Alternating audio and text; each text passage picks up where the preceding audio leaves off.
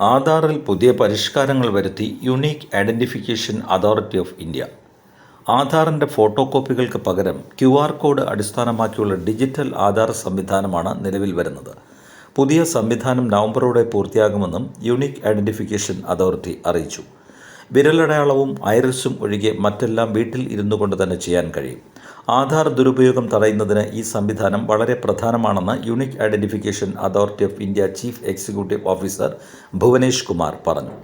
Hotel ചെക്ക്-ഇന്നുകൾ, train യാത്ര, property രജിസ്ട്രേഷനുകൾ തുടങ്ങിയ സേവനങ്ങളിൽ തിരിച്ചറിയലിനായി പൂർണ്ണമായതോ ഭാഗികമായതോ ആയ ഫോർമാറ്റുകൾ തിരഞ്ഞെടുത്ത് ഉപയോക്താക്കൾക്ക് ആധാർ ഡിജിറ്റലായി ഷെയർ ചെയ്യാൻ കഴിയും. വിലാസം, ഫോൺ നമ്പറുകൾ അപ്ഡേറ്റ് ചെയ്യൽ, പേരുമാറ്റം, തെറ്റായ ജനനത്തീയതി തിരുത്തൽ എന്നിവയെല്ലാം ഉപയോക്താക്കൾക്ക് വീട്ടിൽ നിന്ന് തന്നെ ചെയ്യാൻ കഴിയും. ഉപയോക്താക്കളുടെ സമ്മതത്തോടെ മാത്രമേ ഡാറ്റകൾ പങ്കിടാൻ കഴിയൂ. സ്വത്ത് രജിസ്ട്രേഷൻ സമയത്ത് സബ് രജിസ്ട്രാർമാർക്കും ഇത് ഉപയോഗിക്കാവുന്നതാണ്. സ്വത്ത് രജിസ്റ്റർ ചെയ്യാൻ വരുന്നവരുടെ യോഗ്യതാപത്രങ്ങൾ പരിശോധിക്കാനായി ആധാർ ഉപയോഗിക്കാൻ യുണീക്ക് ഐഡൻറ്റിഫിക്കേഷൻ അതോറിറ്റി സംസ്ഥാന സർക്കാരുമായി ചർച്ച ചെയ്യുന്നുണ്ടെന്നും അതുവഴി ചില തട്ടിപ്പുകൾ തടയാൻ കഴിയുമെന്നും ഭുവനേഷ് പറഞ്ഞു.